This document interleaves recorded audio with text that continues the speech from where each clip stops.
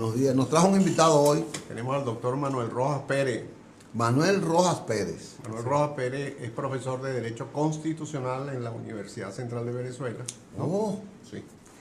Pero mira, que atinado para que hablemos de constitucionalidad. Así es. Esta semana fue la semana, estamos en la semana de la Constitución. El martes fue el día de la Constitución en la República Dominicana.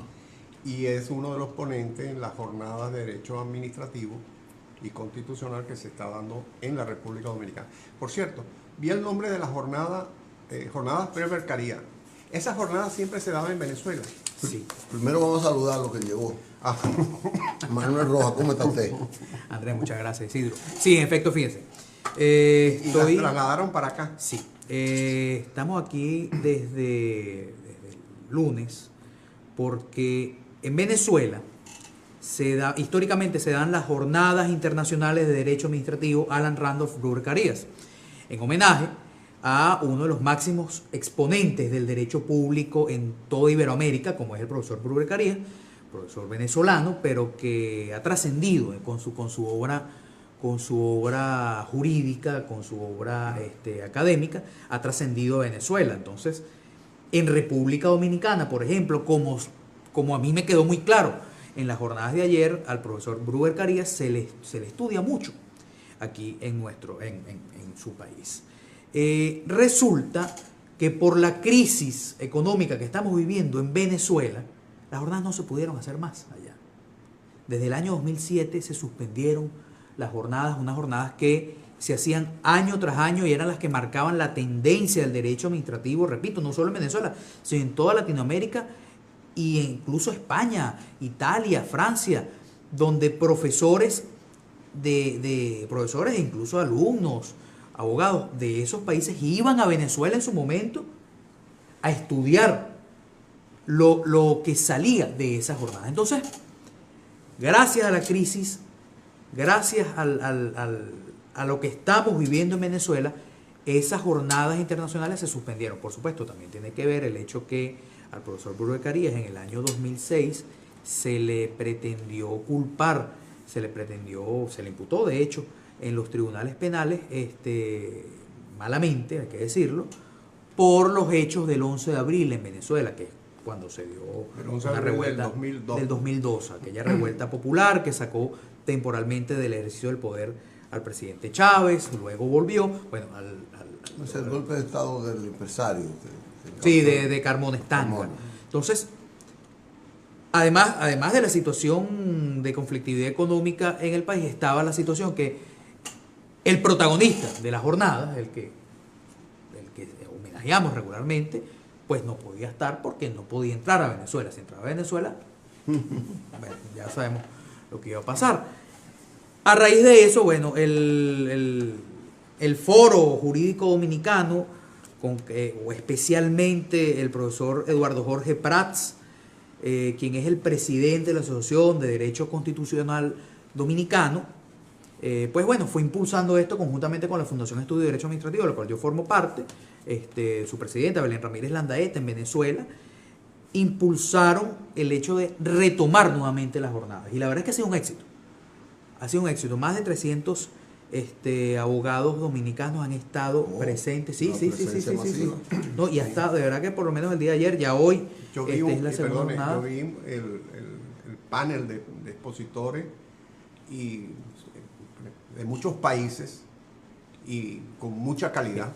Aquí, en este momento, en República Dominicana, hay profesores de la talla de Luciano Parejo Alfonso de España, está Jaime Rodríguez Arana, está el profesor Brewer Carías, está Jaime Orlando Santofino de Colombia, el profesor Libardo Rodríguez de Colombia. Hay toda una serie, además de venezolanos que también están acá, José Ignacio Hernández, María Amparo Grau, Rafael Badel, que son todos miembros de la Academia de Ciencias Políticas y Sociales de Venezuela, y que Víctor Hernández Mendible, que además tiene mucha relación con República Dominicana, el profesor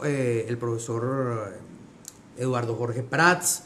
Ayer de una conferencia bien interesante el juez presidente del Tribunal Superior Administrativo, muy interesante en en materia de contencioso administrativo y tutela judicial efectiva. La verdad es que fue bien, por lo menos el día de ayer fue muy productivo para lo que es tratar de marcar nuevas tendencias en el ¿Cuál derecho es la administrativo. idea? La idea es como hacer un análisis de la situación constitucional del continente. Exactamente. La idea de las jornadas es analizar dónde estamos y hacia dónde queremos ir. En este momento pareciera que las conclusiones de las jornadas van a ser que el derecho constitucional y el derecho administrativo ya no pueden estar centrados simplemente en estudiar cuáles son las potestades del Estado, cuáles son las competencias que tiene tal o cual órgano público, ente público, sino tratar de todo eso, en todo eso, tener en el centro el ciudadano. Que el ciudadano, que la persona, como lo dice además la Constitución Dominicana en su artículo 8, que les tengo que decir, la he estado estudiando, la he estado leyendo a razón de estas jornadas, y la verdad es que la Constitución Dominicana del 2010 es una gran constitución. Sí. Lo tengo. Es una nueva y gran constitución. Sí, cómo no, la verdad es que el texto normativo de esta constitución que ustedes tienen es de verdad para quitarse el Es muy incluyente. Los felicito a los dominicanos, porque la verdad es que no solo es excluyente, sino más es moderna. Hay, por ejemplo, una norma que yo comenté, que me tocó a mí ayer en mi exposición comentar, que es el artículo 142, que es la que regula todo el marco de los funcionarios públicos. Y tiene algo que a mí me parece sumamente progresista, moderno, que es que colocan en el orden constitucional la necesidad de que la función pública sea profesional. Una de las cosas que está pasando en Venezuela, Andrés, Isidro, tú lo sabes muy bien, es que ha habido una putrefacción en el sistema de los funcionarios públicos. Los funcionarios públicos en Venezuela, según la Constitución y según la legislación, deben acceder a los cargos públicos por concursos públicos, por mérito. Varios nos contamos, y el que mejor quede en ese concurso, el que mejor resultado tenga de esos exámenes, es el que va a optar, es el que le van a dar el cargo, el que va a ingresar al cargo público. Eso es profesionalizar la función pública. Sí. Y hoy día no ocurre, porque al cargo público accede el que tiene un carnet político, el que es un agente político tiene una agenda política, a favor del gobierno, por supuesto. Entonces eso tiene una consecuencia muy clara. La prestación de los servicios públicos no se hace de manera eficiente. Y no se hace de manera eficiente simplemente porque el funcionario público que debe trabajar, debe velar por el interés general, debe estar al servicio de los ciudadanos, no está al servicio de los ciudadanos, está al servicio de una parcialidad política. Y eso hace que reduzca la estabilidad, y al reducir la estabilidad de un empleado, de un funcionario, pone en riesgo su vocación. Absolutamente. Entonces no hay esa entrega. Absolutamente. Al cargo, Entonces, en función de que no lo van a valorar por méritos. Totalmente. Entonces, ese funcionario, que justamente por ser profesional debe estar asimismo formándose constantemente, capacitándose, buscando, como tú lo dices, mejorar para que pueda prestar un mejor servicio, pues no lo hace. Y mire, en eso usted pone, doctor, ese evento. Aquí está surtiendo algo, esa violación, porque aquí se está violando bastante eso. Aunque uno tiene que decir que en los últimos tiempos se ha iniciado un proceso de insertarse a través del concurso. Pero usted sabe una consecuencia de eso. Gran parte de la juventud que va y se profesionaliza, que va inclusive al extranjero, viene y se le hace muy difícil insertarse en el mercado productivo, en el mercado laboral, con la capacidad o las capacidades adquiridas. Y eso hace que mucha gente, muchos jóvenes, pues se frustren. Claro. Y diga, bueno, y eso debe estar pasando no solo aquí, eso debe estar pasando en muchísimos países de América Latina. ¿Y cómo? Quizás Chile esté un poco más avanzado de Y eso. una norma de ese tipo suele ocurrir en algunos países que está la norma, pero no se cumple. Bueno, claro. Hay un dicho muy tradicional que viene de la colonia. Se acata, pero no se cumple. Se acata, pero no se cumple, ¿no? Cierto, a ver, ciertamente, ¿Cómo otra de las... ¿Cómo se logra Sí. hacer valer eso? Muy interesante esto, Isidro, porque otra de las cosas que salieron, que han salido hasta ahora de estas jornadas, que no es un tema nuevo, por cierto, es un tema que ha venido estudiando la doctrina del derecho constitucional, que tiene que ver no solo con los derechos, sino con las garantías que da la Constitución y el bloque de la legalidad para que esos derechos se cumplan, que son los derechos fundamentales. Un derecho por sí solo no hace nada. Yo tengo el derecho a la vida. Sí, ok, está bien, usted tiene el derecho a la vida. Pero si alguien comete un homicidio en tu contra y no hay una sanción ante eso, tu derecho a la vida no vale. Es pírrico. Es pírrico absolutamente. Entonces, el derecho por sí mismo no tiene ningún valor hasta que hay una garantía fundamental que hace que ese derecho efectivamente se cumpla. ¿Sí? Pero voy de nuevo, una de las conclusiones del día de ayer es que el derecho, el bloque de la legalidad, el bloque normativo, puede ser muy bonito, muy novedoso, muy eficiente, muy moderno, pero si no hay funcionarios públicos, y ahí yo creo, y yo soy, en Venezuela, yo me he dedicado mucho a ese tema, yo soy actualmente director, de hecho soy el director fundador de la revista Derecho de la Función Pública, me he dedicado al tema del estudio de los funcionarios públicos.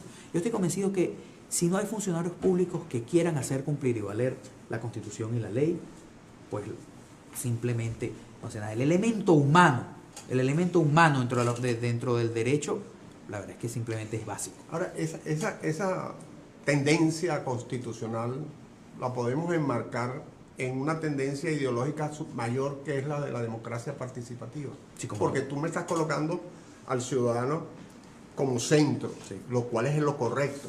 Ahora, ese ciudadano que es administrado y administrador en este caso, es administrado y administrador, porque cuando activo coloca, y pasivo. es activo y pasivo, porque es un ciudadano también, sí, el funcionario público que en otros roles recibe también los beneficios del Estado y en otros ejecuta esos beneficios. Correcto, así es. Entonces, es parte de esa democracia participativa. Eso no requiere un andamiaje legal que le dé verdadero poder al ciudadano para ejercer la evaluación, el control y hacer propuestas al Estado. Sí, cómo no, eso también está enmarcado dentro de algo que forma también forma parte de esta nueva tendencia del derecho constitucional, que no es lo mismo, por cierto, hago la aclaración, no es lo mismo una nueva tendencia que el llamado nuevo constitucionalismo, que fue la figura que llevaron unos profesores desde España en el año 98 a Venezuela con la tesis de que la Constitución da para absolutamente todo, y de ahí sale la tesis de Chávez de la constituyente, ¿sí? Que la Constitución da para todo y por tanto ahí se puede hacer y deshacer y acabar con el Estado y refundarlo. No estoy hablando de eso, estoy hablando de una visión moderna, pero que respete a las instituciones para que no ocurra lo que ocurre con los populismos. Ahí hay un punto, y perdón, don Licho, hay un punto, ahora que usted menciona eso, Manuel, se habla mucho, inclusive en Venezuela, yo lo escuché, de que no hay separación de poderes, que el poder es uno solo. Así es. Y luego, primero inventaron 5 poderes, cuando la tradición de Montesquieu son 3 poderes, el poder ejecutivo, el poder legislativo y el poder judicial. Luego inventaron 5 poderes, a eso le agregaron un poder moral y el poder electoral. Pero luego yo vi a muchos juristas alienados con el régimen, de que hablan de un solo poder. ¿Cómo se digiere eso? Bueno, es que no hay forma de digerirlo sin entender que no hay Estado de Derecho cuando no hay separación de poderes. La democracia no es real. No, es que no existe. Si no hay Estado de Derecho, si no hay separación de poderes, si no hay lo que los doctrinarios norteamericanos llaman el check and balance, que es el sistema de peso y contrapeso, es decir, que el Poder Ejecutivo tiene unas competencias, un poder y un peso específico. El Poder Legislativo tiene una competencia, un poder y un peso específico, y el Poder Judicial lo mismo. Cuando uno de estos tres poderes, que es lo que decía Montesquieu, que son las 3 funciones del Estado, aquello de Venezuela de 5 poderes, eso es un invento que no tiene mayor asidero dentro de lo que es la ciencia política. Entonces, cuando uno de esos 3 poderes comienza a tener más poder y se quiere hacer más grande que los demás, los otros 2 hacen un balance de aquello y le ponen un freno. Epa, cuidado. No subas mucho, tengo que estar los 3 equilibrados. Entonces, ese equilibrio constitucional, ese equilibrio se traduce en la separación de poderes. Se traduce en que cada poder del Estado, cada poder público, tiene unas competencias específicas, pero uno controla al otro.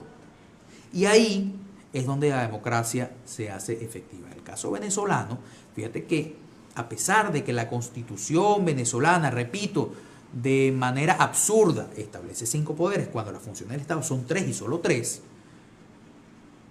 sin embargo, los mismos operarios del gobierno nacional terminan reconociendo que el poder es uno solo, que es el poder comunal, porque ahora todo se inventará el poder popular y el poder comunal. Entonces todo lo engloba en un solo saco, ¿sí? Reconocido esto además, o afirmado esto, nada más y nada menos que por la Sala Constitucional del Tribunal Supremo de Justicia venezolano.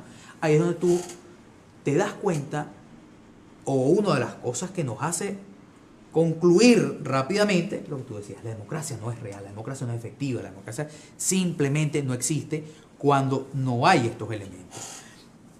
De las cosas que se han estudiado mucho, y vuelvo un poco con la pregunta anterior de Isidro, tiene que ver con el principio de la buena administración, que forma parte de esta nueva tendencia. El principio de la buena administración no es otra cosa que colocar al ciudadano en el centro de la acción estatal, de la actividad administrativa, de la actividad constitucional, colocarlo en el centro, que la función del derecho público sea justamente darle oportunidades a ese ciudadano y darle posibilidades de participar en el ejercicio público, participar en las decisiones, en la toma de decisiones públicas. En Venezuela, por ejemplo, una cosa, y en este caso no se cumple o se cumple muy poco, ¿ok? Pero tenemos una norma que es la norma de los presupuestos participativos en los municipios, para que se pueda aprobar un presupuesto de ingresos y gastos en los municipios. Creo que aquí le dicen municipios también en República Dominicana. Ayuntamiento, en las localidades, para que las alcaldías y los consejos municipales puedan aprobar un presupuesto de ingresos y gastos, pues previamente hay que consultarle al ciudadano sobre en qué áreas cree que debe hacerse la inversión pública, sobre en qué áreas debe generarse una política pública específica. Luego de que esa consulta se hace, se le consulta al ciudadano, al soberano, como tanto le gusta hablar al gobierno nacional, se le consulta, y eso tiene unos resultados, pues a partir de ahí es que se puede hacer el presupuesto. Y eso que dice, por cierto, el ciudadano, el resultado de ese presupuesto participativo es obligatorio. Bueno, aquí se ensaya eso. Okay. En algunos municipios. Hay una ley aquí. Pero repito, simplemente... El gobierno central no lo hace así. Allá el gobierno central tampoco, solo los municipios y cada vez menos. Pero los gobiernos democráticos no lo cumplen. La democracia está en función del equilibrio de la inversión así mismo pública. Así mismo. Porque si usted no tiene una racionalidad, una distribución equitativa en función de las necesidades de cada sector y cada localidad para el presupuesto general, usted va posiblemente a crear desbalance en el crecimiento de esas localidades. Yo quiero hacerle una pregunta, pero vamos a tener que hacer una pausa. Sí, bueno. Pero ahorita, como el problema de la democracia tiene que ver con los poderes, el origen de los poderes es fundamental para que esa democracia sea fuerte. La constitucionalidad tiene fuerza en la medida en que el origen de los poderes permita que esa constitución sea vigilada y sea soportada en leyes racionalmente aplicadas, que es lo que pasa en las democracias de los países del tercer mundo, de América Latina básicamente, donde las democracias están en el libro, están en la constitución escrita, pero la ejecución de la acción política impide otra, como que oculta de verdad esas equidades que hay que ver en eso. De eso que yo quiero que hablemos en el próximo segmento. Bueno, vamos a una pausa y volvemos con el doctor Rojas Pérez, para Manuel Rojas Pérez, venezolano, que está aquí participando en un congreso de constitucionalidad con centenares de juristas capacitados para ello. Vamos a una pausa.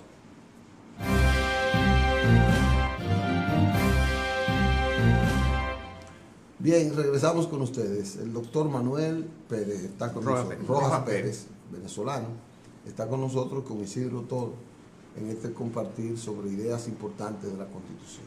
Yo le decía, usted estaba hablando de lo que son los tres poderes del Estado, sí, pero que los tres poderes del Estado están en Montesquieu y están establecidos en todas las constituciones, hasta en las de dictadores. Pero cumplir, separar esos poderes es la meta de cualquier país que quiera una democracia fuerte. El origen de los poderes es vital para que esos poderes puedan actuar.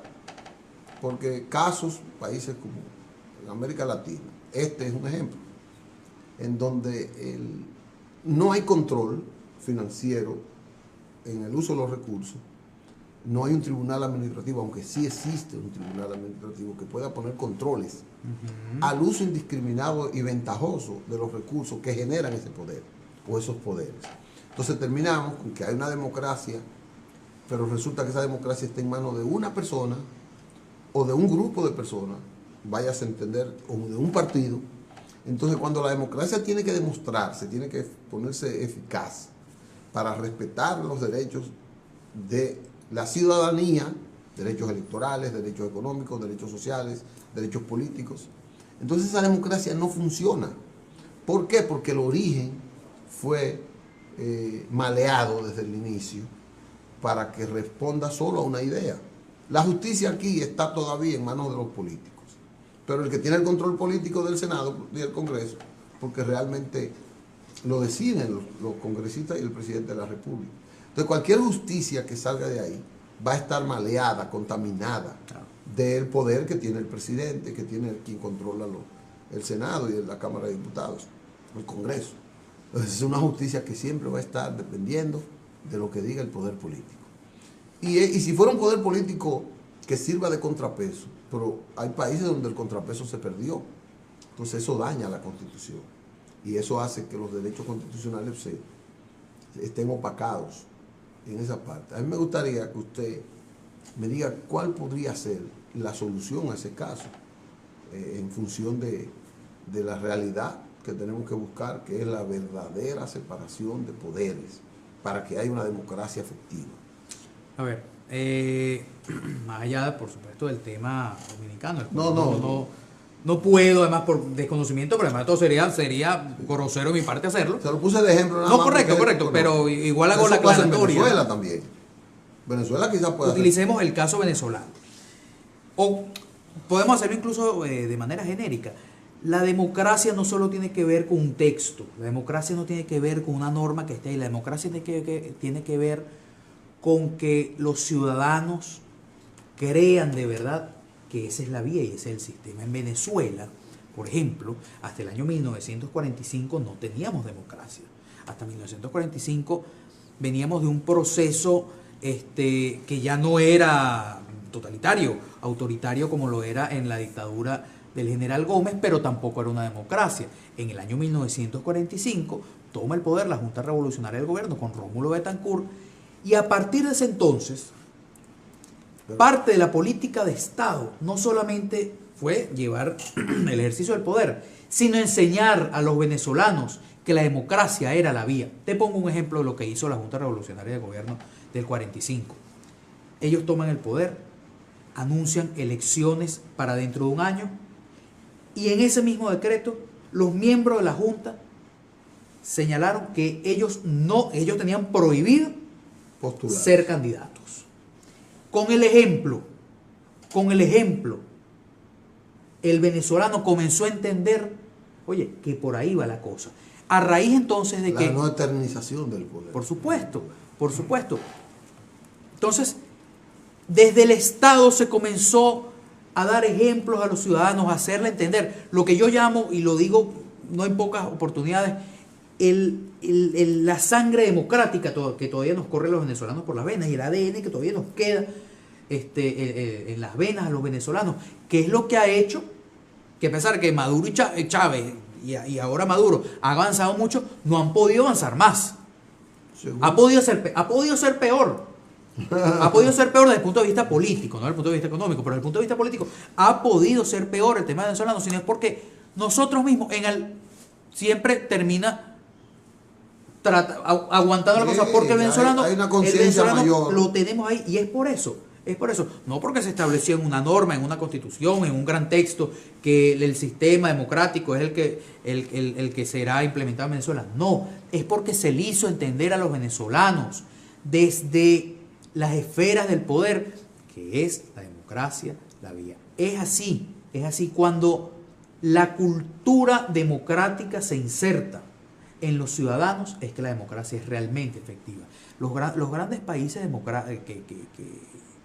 que tienen unas democracias sólidas, Estados Unidos, Inglaterra, muchos países de Europa, han trabajado el tema de la cultura democrática.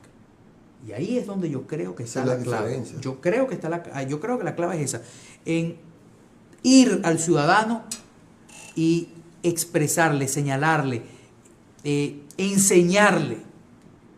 Y repito, yo creo que el mejor momento, los partidos políticos, ¿qué tienen que hacer con eso? Bueno, primero, los partidos políticos son fundamentales, absolutamente fundamentales, porque son el vehículo de la política.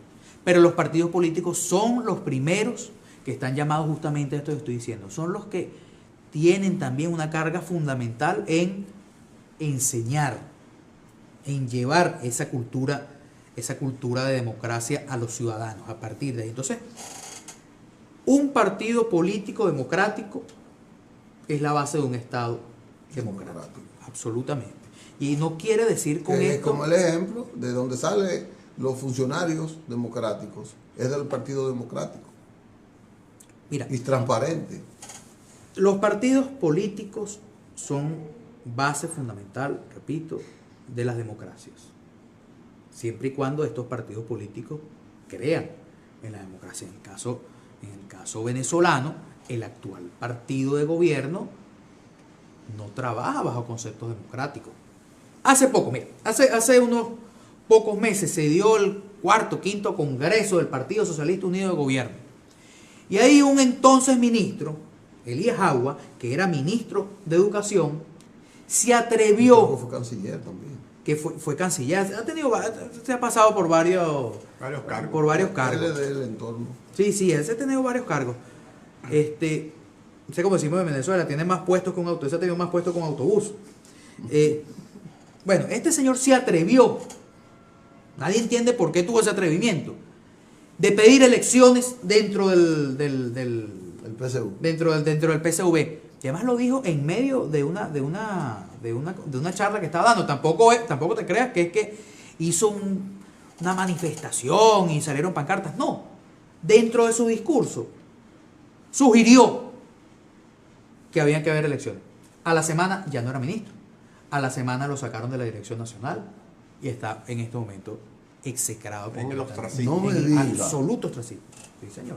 Eso pasó. Entonces, y a la esposa la sacaron de los cargos también.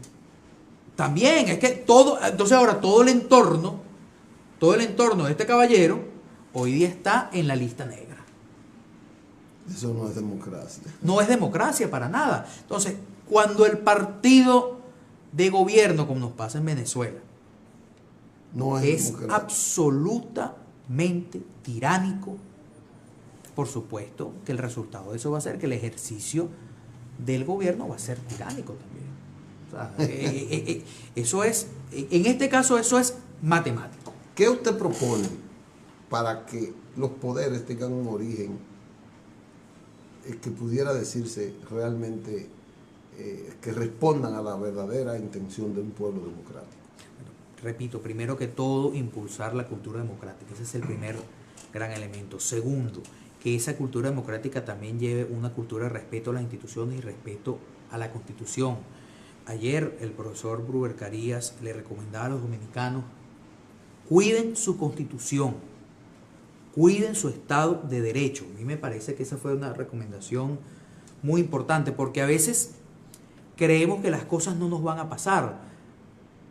Isidro, hace 20 años en Venezuela ni nos imaginábamos, yo estoy seguro que te pasa, ni nos imaginábamos que íbamos a estar en una situación similar como la que tenemos hoy. Pero es que ni parecido, a nadie le pasaba por la cabeza.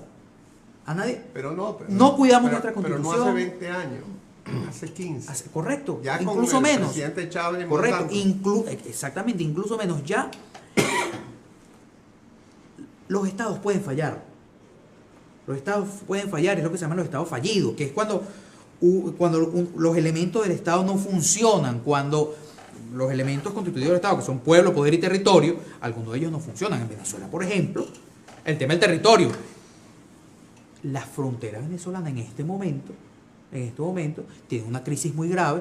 Gente el gobierno dice que es el ELN colombiano, no se sabe, pero el punto es que las fronteras las fronteras de Venezuela, el gobierno venezolano no tiene ningún tipo de control sobre sus propias fronteras. Del poder.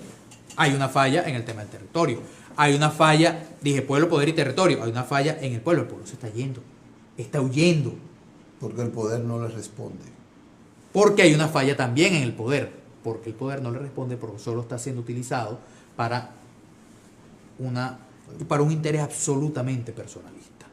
Entonces, los estados fallan. Y los estados fallan cuando no cuidamos nuestra constitución, cuando no cuidamos nuestras instituciones, cuando se utilizan mecanismos como el que se utilizó en el 99 de la constituyente, que lo que hizo fue comenzar con el arrase del Estado, y ahora desde el año pasado volvieron a instalar una Asamblea Nacional Constituyente, que por cierto no ha discutido el primer artículo de una nueva constitución. Una Asamblea Nacional Constituyente según nuestra constitución, y que es la teoría de la teoría constituyente, que es para crear nuevas constituciones. Bueno, ellos tienen un año en el ejercicio ilegítimo, además, porque más que ilegítimo, inconstitucional, que también ilegítimo, porque no se cumplió con ninguno de los mecanismos establecidos en la Constitución para convocar a ese constituyente. Porque el de la Cámara, el del Congreso, Ajá. ¿cómo se llama? La Asamblea Nacional. Ajá, Sí. la Asamblea Nacional. Era contestatario.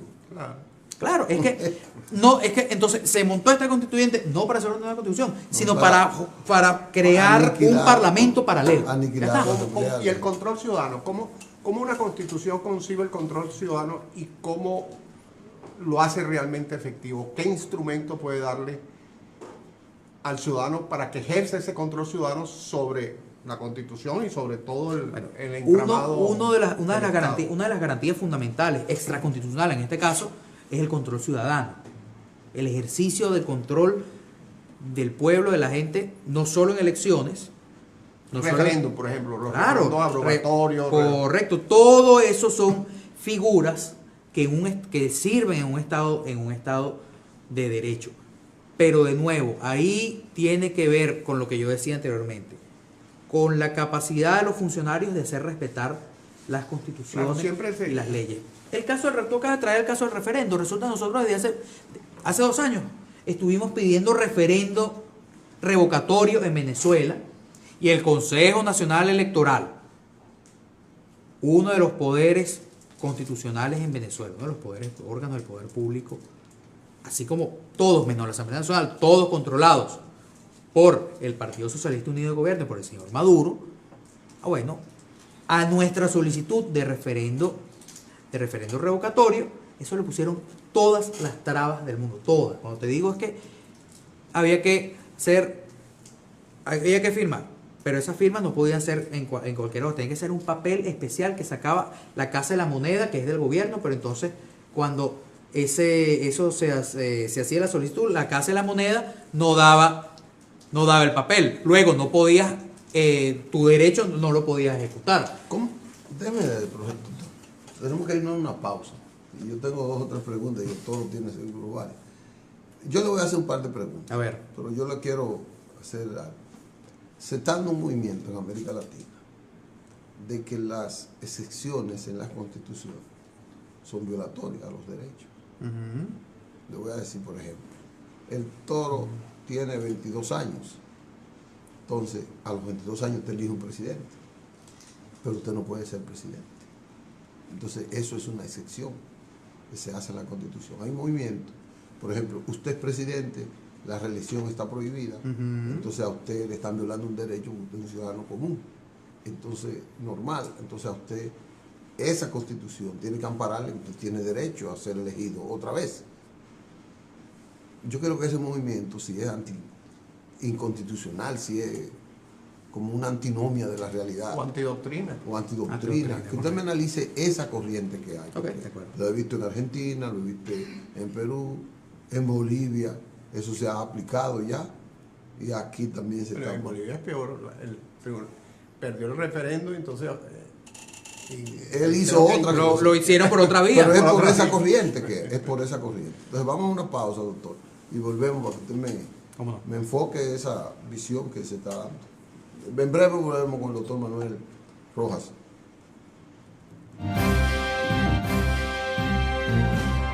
Bueno, doctor, le quería hacer una pregunta sobre la corriente esta que hay en América Latina de la exclusividad para la prohibición en el derecho, por ejemplo, de algunas personas. En Brasil se dio por una sentencia, pero en Bolivia el presidente dijo que él no podía ser un ciudadano exclusivo, especial de la sociedad, y él se hizo una constitución para reelegirse. Hay una corriente en Latinoamérica que dice que la constitución no puede tener casos especiales, sobre todo en derecho electoral, en derecho político, en términos de el ejercicio de la ciudadanía. Entonces esa corriente está teniendo tamaño, y en Argentina lo están discutiendo, en Perú lo están discutiendo, de aquí hay varios juristas que están exponiendo en esos, como está usted aquí en esas conferencias. Y entonces me preocupa porque eso quiere decir que si un presidente no se puede reelegir, o un ciudadano tiene determinada edad y no se puede elegir, la Constitución debe establecer que no, que eso no es una prohibición para ese ciudadano. A ver, ese tema que ciertamente está tomando auge, especialmente en Latinoamérica y especialmente en países donde el populismo tiene fuerza, ¿no? Caso Bolivia, por ejemplo, caso Venezuela. Una corriente que entonces busca que la reelección sea prácticamente un derecho fundamental, ¿sí? En el entendido de que, como tú decías, Andrés, en el entendido de que todas las personas tienen derecho a reelegirse. Ahí yo creo que habría que poner dos ejemplos para poder explicar este tema. En el caso, en los Estados Unidos, por ejemplo, cuando la época previa a la Segunda Guerra Mundial, y con la Segunda Guerra Mundial, Franklin Delano Roosevelt se religió hasta cuatro veces. La sociedad norteamericana entendió algo que dijo Simón Bolívar hace muchos años. O sea, una persona está en el ejercicio del tiempo durante mucho tiempo, termina corrompiéndose, porque el poder corrompe. O sea, esto es algo que, es natural, que la historia nos ha demostrado que es así. Es una expresión humana. Entonces, en los Estados Unidos, por ejemplo, ya el cuarto periodo dijeron, bueno, ya basta, porque aquí esto puede terminar mal. Entonces nació la enmienda. Y entonces enmendaron la Constitución y dijeron solo 2 periodos, y después de ahí, compañero, usted ya no puede reelegirse. El caso México es incluso más extremo, y lo quiero traer a colación porque ese tema se ha debatido mucho, y a pesar de que México en los últimos meses entiendo que ha habido una pequeña corriente que ha olvidado esto, voy a contar. En México, a principios del siglo XX, ellos decidieron que no iba a haber reelección de ningún tipo. 6 años para el presidente y suficiente, venga otro. En el entendido de lo que acabo de decir, el poder corrompe. En años 70, años 80, esa época, no recuerdo exactamente el caso ni quién hizo la solicitud, pero fue un presidente en ejercicio. Un presidente en ejercicio hace la solicitud de modificación al máximo tribunal mexicano para que interpretaran que él tenía los mismos derechos a cualquier otro ciudadano y que por tanto él tendría derecho a reelegirse. A este presidente le contestaron en una sentencia constitucional, le dijeron, sí, es verdad, usted tiene derechos electorales, pero su derecho, el suyo particular, no está ni puede estar por encima del derecho de la mayoría de los mexicanos que decidieron que la reelección es nociva para las democracias. Con ese argumento fue más que suficiente para que en Para México parar durante muchos años, para parar aquello. Correcto. Porque de nuevo, la historia ha demostrado que mucho tiempo en el ejercicio del poder termina corrompiendo. Porque el poder corrompe. Entonces para terminar este tema, aquí tiene mucho que ver el papel que desempeñe el juez constitucional. La ¿Sí? conciencia que tenga él de su rol. Que entienda, vuelvo a lo mismo, y que además de todo esté formado, capacitado y que tenga, que crea de verdad en la Constitución. Entonces, el juez constitucional tiene ahí poder, lo que debe entender, que no ha pasado en Venezuela, pero debe entender que él no está ahí para interpretar, sino para cuidar la Constitución. En Venezuela se ha interpretado la Constitución incluso en contra de su propia Constitución, que es lo que ha hecho la Sala Constitucional. El juez constitucional está para interpretar. El juez constitucional no está para interpretar la Constitución. No está.